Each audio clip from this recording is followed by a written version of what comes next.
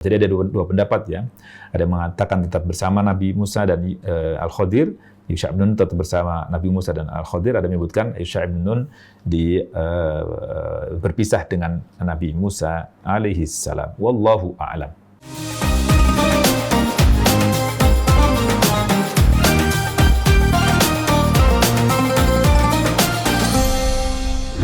Syekh Tantawi menjelaskan wa qauluhu hatta idza raqiba fis safinati kharaqaha bayanun lima fa'alahu al-Khadiru bis safinah. Ayat hatta idza raqiba fis safinati kharaqaha ini merupakan bayan, penjelasan terhadap apa yang dilakukan oleh Al-Khadir terhadap as-safinah, terhadap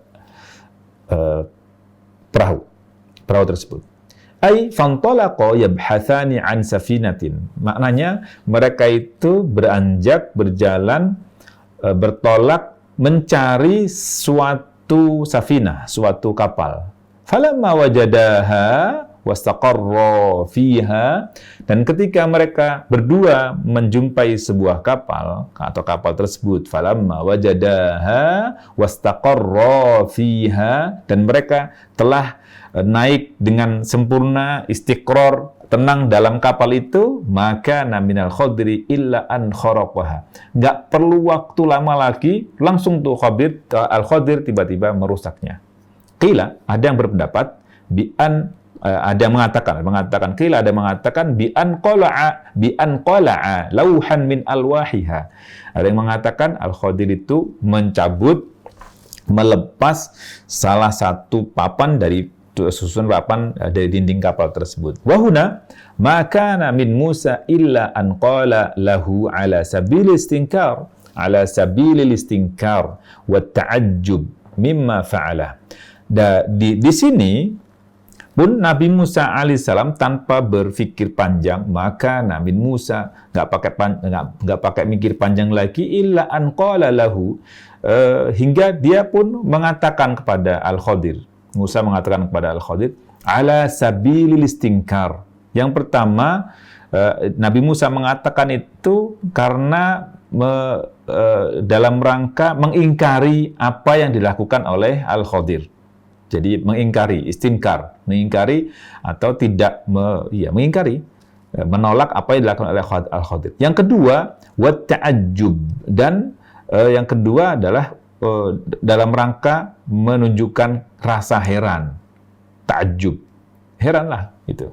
Mimma fa'alahu, heran terhadap apa yang dilakukan oleh Al-Khadir.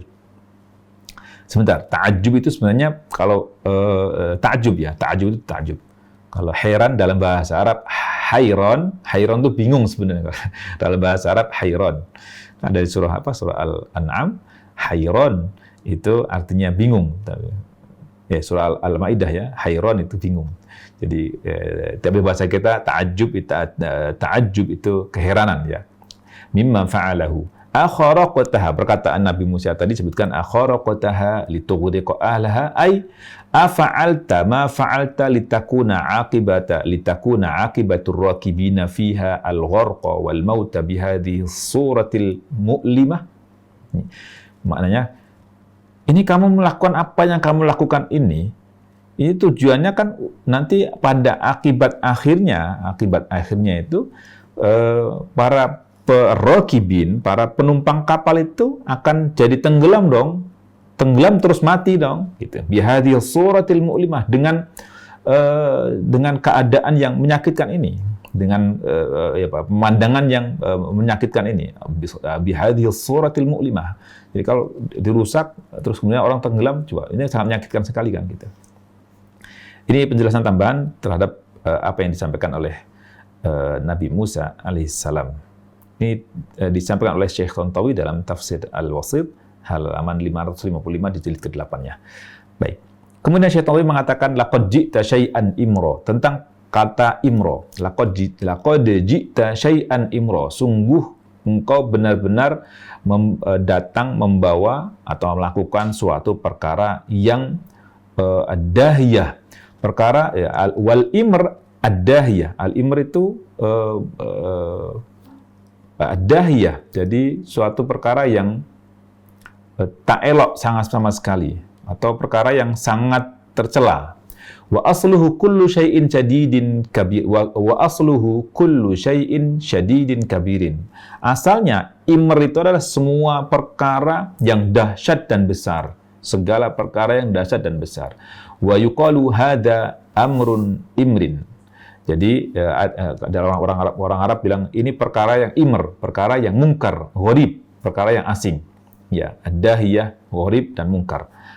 Ai mungkarun gharib. Jadi perkara ini perkara yang mungkar dan sangat asing, sangat tercela.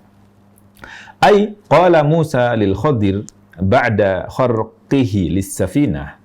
Nabi Musa alaihissalam setelah melihat Al-Khadir melakukan pengerusakan terhadap kapal, Nabi Musa mengatakan laqad ji'ta syai'an 'azima. Engkau telah melakukan suatu pekerjaan yang sangat tercela.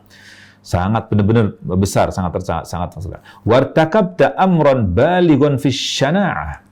Dan engkau melakukan suatu perbuatan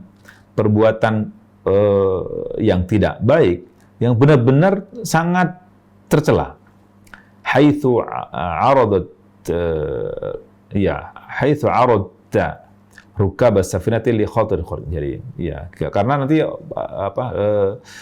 para penumpang kapal itu akan mengalami ancaman bahaya tenggelam.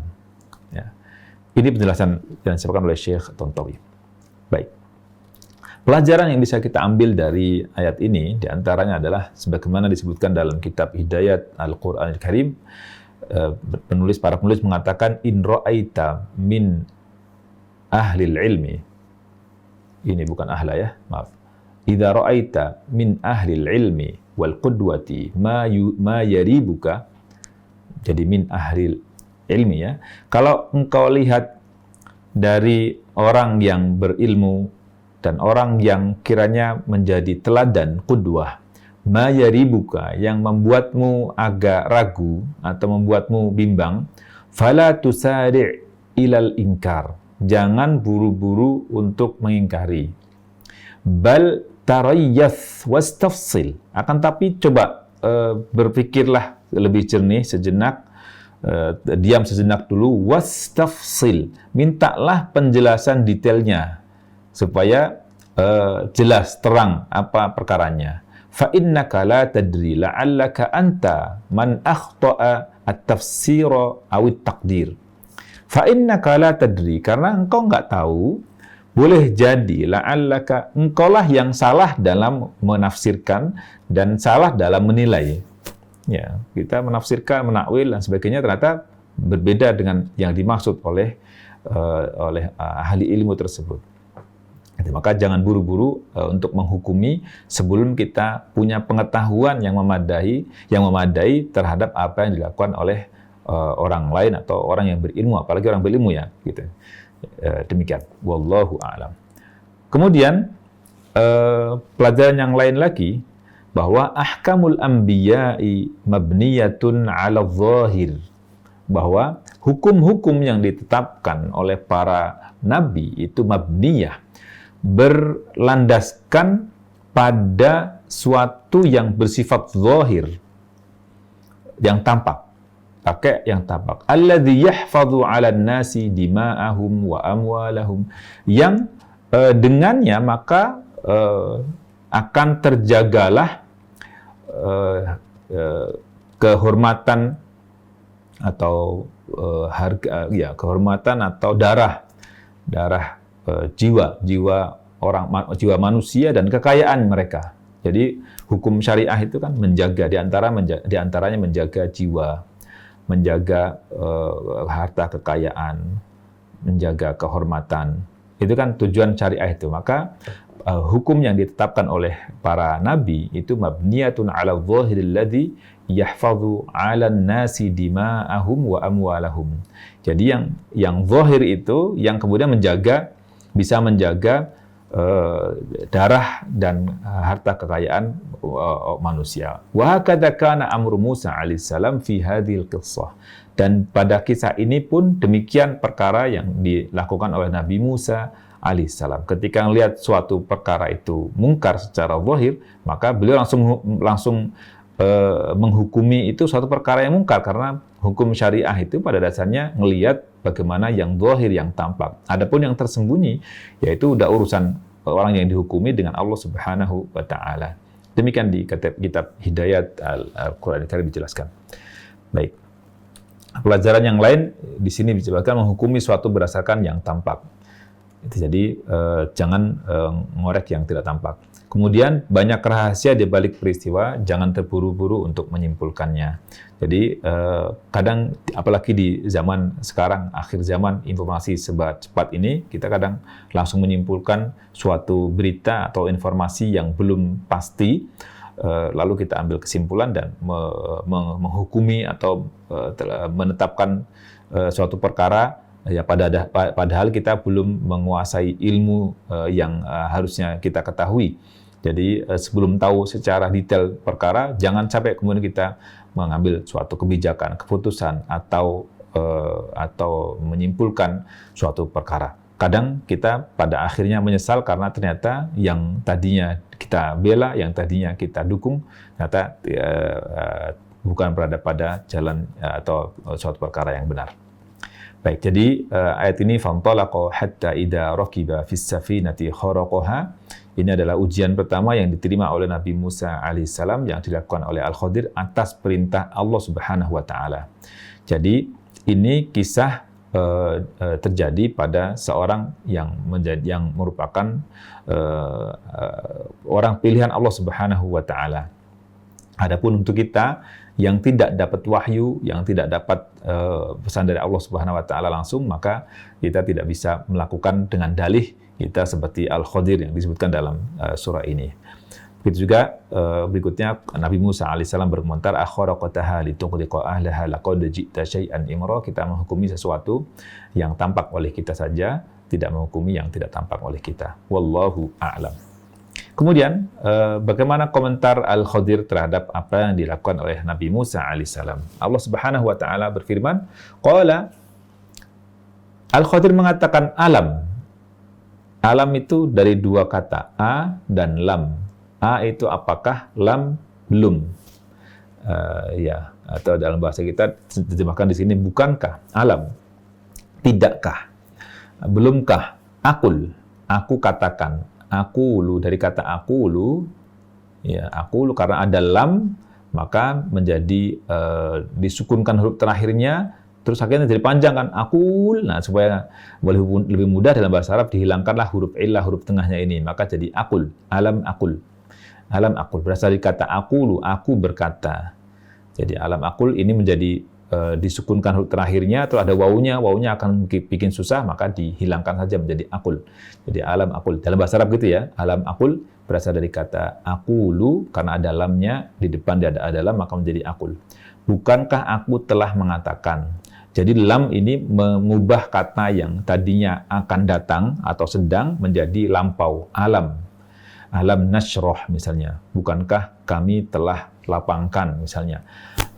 Alam ta'lam, bukankah engkau telah tahu begitu. Jadi yang tadinya makna akulu itu sekarang akan datang, tapi karena ada lam ini menjadi maknanya menjadi lampau. Maknanya menjadi lampau, tapi katanya tetap kata kerja sekarang dan akan datang.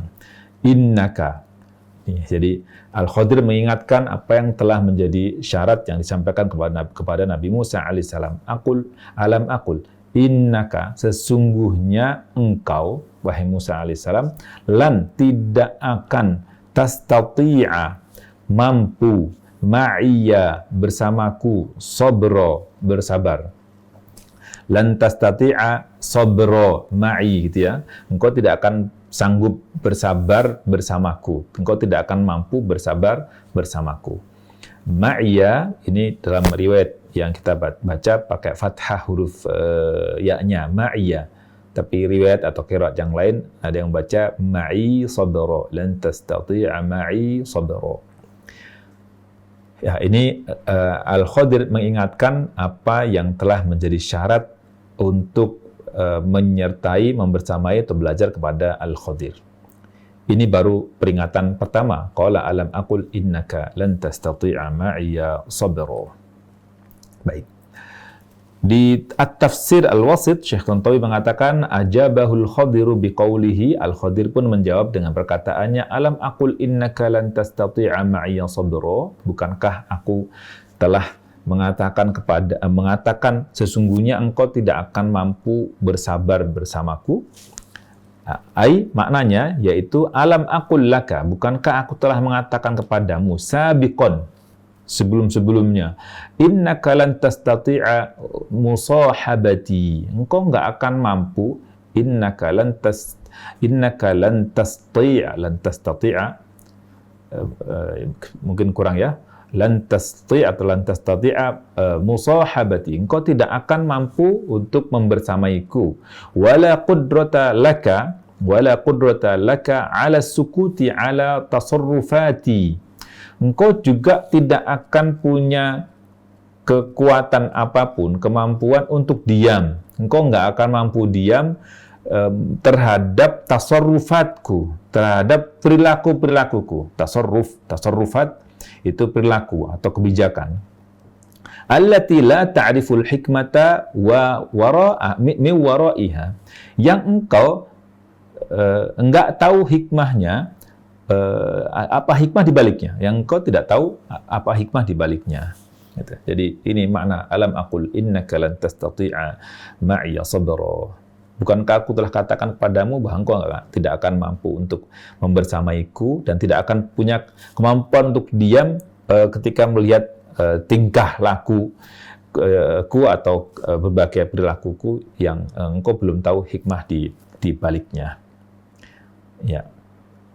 Kemudian Syekh Imam Ibnu Katsir dalam tafsir Al-Qur'anil Azim jilid ke-5 halaman 181 beliau mengatakan qala lahul Khadiru mudzakkiran. Jadi Al-Khadir di sini mengatakan kepada Nabi Musa alaihissalam itu mudzakkiran, dalam rangka mengingatkan, bima taqaddama minasyarti, apa yang telah dikemukakan, syarat apa yang telah dikemukakan sebelumnya. Ya, alam aqul innaka lan tastati'a ma'iya sabra. Gitu. Jadi ini muzakkirah, mengingatkan, dan menjadi keharusan seorang guru hendaknya memaklumi kekurangan yang dimiliki oleh murid. Mungkin dia lupa, mungkin dia nggak mampu terhadap syarat yang telah dilakukan dan sebagainya. Hendaknya banyak memaafkan itu dan juga mengingatkan. Ini menjadi kewajiban seorang guru. Gitu. Maka di sini peringatan pertama, alam aqul innaka lan tastati'a ma'iya sabra, wa hadha as-sani' yani wa hadha as-sani'u fa'altahu qasdan. Ya, wa hadha as-sani'u fa'altuhu qasdan.